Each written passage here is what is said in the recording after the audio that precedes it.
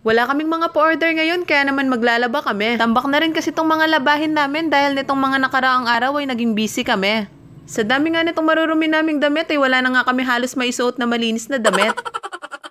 Heto nga yung asawa ko, tignan nyo naman, napakasipag naman talaga. Siya nga yung taga-banlaw habang ako naman yung naglalagay at kumukuha sa washing machine. At heto nga, huminto na sa pag-ikot tong washing machine kaya naman isa-isa ko nang kinuha tong mga damit para makapaglagay ulit ako. Ganito nga kami palagi ng asawa ko, nagtutulungan kapag may mga gawain. At ganoon naman talaga dapat ang mag-asawa, palaging nagtutulungan. Kaya naman napakaswerte nyo kung meron kayong asawa na ganito na palagi kayong tinutulungan sa anumang bagay. At pagkatapos ko naman makapaglagay ulit ng damit sa washing machine ay nag-prepare naman ako ng merienda namin.